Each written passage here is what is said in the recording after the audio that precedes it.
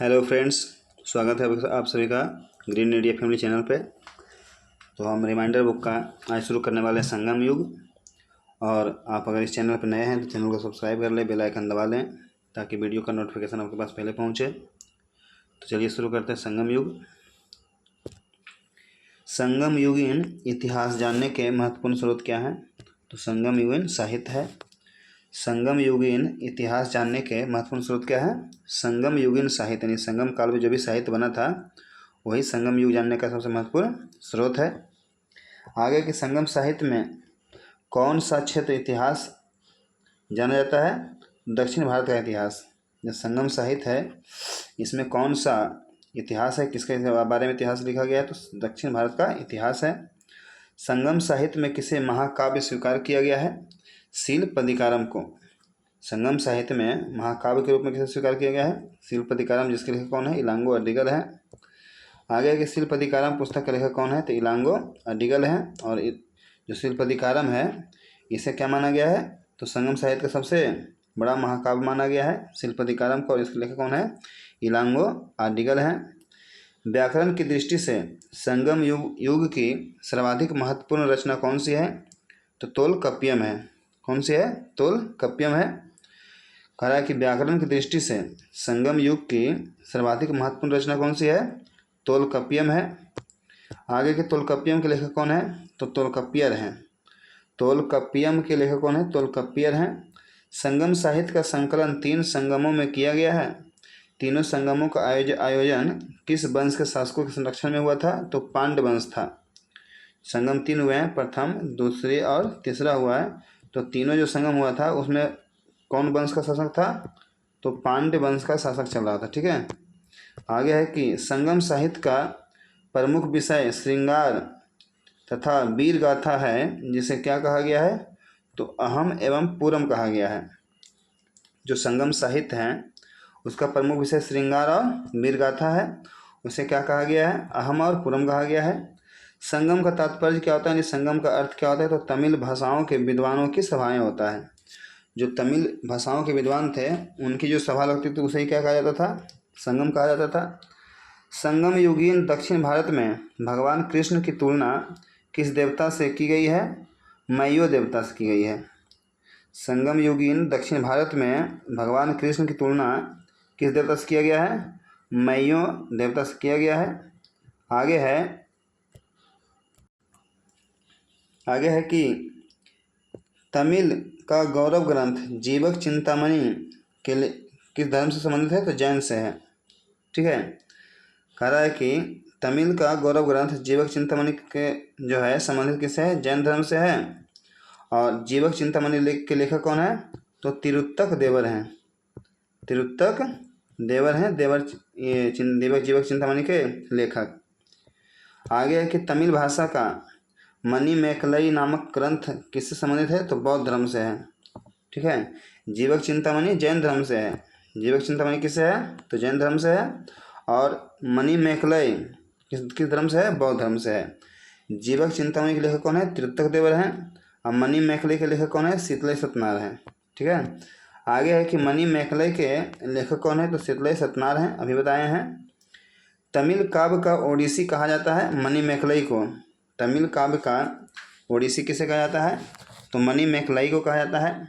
तमिल काव्य का इलियड किसे कहा जाता है?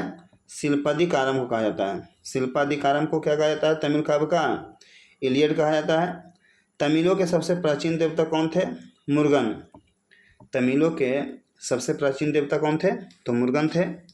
संगम युगीन सेनानायक को क्या कहा जाता था? एनाडी। संगम युगीन सेनानायक को क्या कहा जाता था? तो एनाडी कहा जाता था। आगे है कि संगम युग में मंत्रियों को क्या कहा जाता था? अमैचार।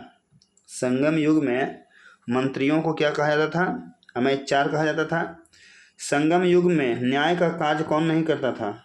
तो पुरोहित जो है न्याय का कार्य नहीं करता था। पुरोहित का काम सिर्फ क्या था? पूजा पाठ करवाना था। यानी कि पूजा पाठ करवाने वाला व्यक्ति जो पुरोहित होता था वो संगम युग में न्याय का काम नहीं करता था। आगे है कि संगम युग में इराबू क्या था? तो राजा को दिया जाने वाला उपहार था। संगम काल में जो राजा को उपहार दिया जाता था उसे क्या कहा जाता था? इराबू कहा जाता था। ठीक है, आगे देखते हैं। आगे है कि संगम युग में कराई क्या था? तो एक प्रकार का भू कर था, यानी भू राजस्व था। संगम युग में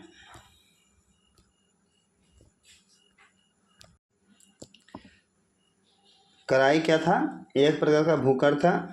संगम युग में किस प्रकार के गांव को मुडूर कहा जाता था? पुराने गांव को, यानी संगम काल में पुराने गांव को क्या कहा जाता था? मुडूर कहा जाता था। मुडूर, पुराने गांव को मुडूर कहा जाता था। संगम कालीन साहित्य में कोन, को एवं मन्नन किसके लिए प्रयुक्त होते थे? तो राजा के लिए। यानी संगम काल में राजा के लिए 3 शब्द का प्रयोग होता था, कोन, को एवं मन्नन। यानी कौन, को एवं मन्नन जो है किसके लिए प्रयुक्त होता था? तो राजा के लिए होता था। अगला कि संगम युगीन राजा की सभा का सबसे बड़ा न्यायालय क्या कहलाता था? मंडरम कहलाता था। संगम युगीन जो राजा थे उसकी सभा का सबसे बड़ा न्यायालय क्या कहलाता था? मंडरम कहलाता था। आगे है कि संगम युग में ओर्रर या वय किसे कहा गया है? गुप्तचर को कहा गया है। यानी संगम युग में ओर्रर या वय किसे कहा गया है? तो गुप्तचर को कहा गया है। संगम युगीन समाज में किस व्यवस्था का अभाव था? वर्ण व्यवस्था था। यानी संगम युग में वर्ण व्यवस्था नहीं था। संगम युग में जो था वर्ण व्यवस्था नहीं था। जो ऋग्वेद में वर्ण व्यवस्था था ना, पुरुष सूक्त में 4 वर्ण था, ब्राह्मण, क्षत्रिय और वैश्य शूद्र, तो उसी के बारे में कह रहा है कि वर्ण व्यवस्था जो था संगम युग में, संगम युगीन समाज में नहीं था। संगम युग में अष्टादश लघु उपदेश गीता कुरल किसकी रचना है? तिरुवल्लुवर की। यानी क्वेश्चन पूछेगा कि कुरल किसकी रचना है? तो तिरुवल्लुवर की। यानी कुरल के लेखक कौन है? तो तिरुवल्लुवर हैं। कुरल क्या है? तो अष्टादश लघु उपदेश गीत है। ठीक है। धार्मिक कविताओं का संकलन कुरल किस भाषा में लिखा गया है? तो तमिल भाषा में। और कुरल के लेखक कौन है? तिरुवल्लुवर हैं। तिरुवल्लुवर हैं। ठीक है। आगे है कि धार्मिक कविताओं का संकलन कुरल किस भाषा में है? तमिल में है। तिरुवल्लुवर की रचना कुरल या मुक्पाल को क्या कहा जाता है? तो तमिल भूमि का बाइबल कहा जाता है। ठीक है। तिरुवल्लुवर की रचना कुरल या मुक्पाल को क्या कहा जाता है? तो तमिल भूमि का बाइबल कहा जाता है। संगम युगीन विद्यार्थियों को क्या कहा जाता था? पिल्लई कहा जाता था। संगम युगीन जो विद्यार्थी होते थे उसे क्या कहते थे? पिल्लई कहते थे। आगे कि किसने उल्लेख किया है कि नंदों ने अपना कोष गंगा की धारा में छुपा कर रखा था? मामूल नार ने किया था। मामूल नार ने उल्लेख किया है कि नंदों ने अपना कोष गंगा की धारा में छुपा कर रखा था। किसने कहा था? तो मामूल नार ने कहा था। दक्षिण भारत में ईसा पूर्व किस किस साम्राज्य का विकास हुआ? तो चोल, चेर और पांड्य का हुआ था। नहीं, चोल, पांड्य, चेर का हुआ था। ठीक है। दक्षिण भारत में ईसा पूर्व में किस किस साम्राज्य का विकास हुआ था? 3 साम्राज्य था, चोल, चेर और पांड्य था। चेर वंश का राजकीय चिन्ह धनुष था। जो चेर वंश था उसका राजकीय चिन्ह क्या था? धनुष था। चोल वंश का प्रमुख केंद्र कौन सा था? तंजौर। चोल वंश का प्रमुख केंद्र कौन सा था? तंजौर था। चोल वंश का राजकीय चिन्ह जो था बाघ था। चोल वंश का राजकीय चिन्ह बाघ था। और वही चेर का कहेगा तो धनुष हो जाएगा। पांड्य वंश का प्रमुख केंद्र कौन था? मदुरई। पांड्य वंश का प्रमुख केंद्र क्या था? तो मदुरई था। पांड्यों का सर्वप्रथम उल्लेख किसने किया है? टॉलेमी ने किया है। पांड्यों का सर्वप्रथम उल्लेख किसने किया है? टॉलेमी ने किया है। पांड्यों की प्रारंभिक राजधानी कहाँ थी? कोरकई थी। पांड्यों की प्रारंभिक राजधानी कहाँ थी? कोरकई थी। पांड्य वंश का राजकीय चिन्ह क्या था? मछली। पांड्य वंश का राजकीय चिन्ह क्या था? तो मछली था। प्रथम शताब्दी में पांड्यों ने किसे अपनी राजधानी बनाया? मदुरई को। प्रथम शताब्दी में पांड्यों ने किसे अपनी राजधानी बनाया? तो मदुरई को। चोल शासकों में सर्वप्रथम शासक कौन था? करिकाल था। चोल शासकों का सर्वश्रेष्ठ शासक कौन हुआ? करिकाल हुआ। किस शासक ने श्रीलंका को विजित कर श्रीलंका पर 50 वर्ष तक शासन किया? एलारा ने। जो कह रहा है कि किस शासक ने श्रीलंका को जीत कर यानी विजित कर श्रीलंका पर 50 वर्षों तक शासन किया, 11 हो जाएगा। दक्षिण भारत का प्रसिद्ध तक्कोलम का युद्ध किसके बीच हुआ था? चोल एवं राष्ट्रकूटों के मध्य हुआ था। दक्षिण भारत में एक युद्ध हुआ था तक्कोलम का युद्ध, किसके किसके बीच हुआ था? तो चोल एवं राष्ट्रकूटों के बीच हुआ था। आगे है संगम युग में चेर वंश के किस शासक ने पत्नी पंथ की स्थापना किया था? सेन गुटवन किया था। संगम युग में चेर वंश के किस शासक ने पत्नी पंथ का स्थापना किया?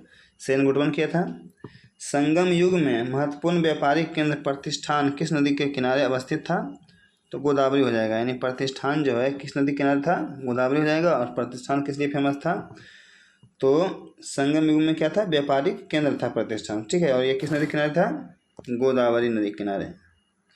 आगे है कि आधुनिक कावेरी पत्तनम यानी पुहार की स्थापना किसके द्वारा किया गया था? करिकाल के द्वारा किया गया था। आधुनिक जो कावेरी पत्तन यानी कावेरी जो बंदरगाह था जिसको पुहार पत्तन भी कहते हैं, की स्थापना किसके द्वारा किया गया था? तो करिकाल के द्वारा किया गया था। आगे कि किस राजवंशों में शासक अपने शासन में ही अपना उत्तराधिकारी घोषित कर देते थे? तो कौन हो जाएगा? चोल हो जाएगा। कौन सा हो जाएगा? चोल हो जाएगा। कारण किस राजवंश के शासक अपने शासनकाल में ही अपना उत्तराधिकारी घोषित कर देते थे? कौन हो जाएगा? चोल वंश हो जाएगा। तो ये संगम वंश समाप्त हुआ।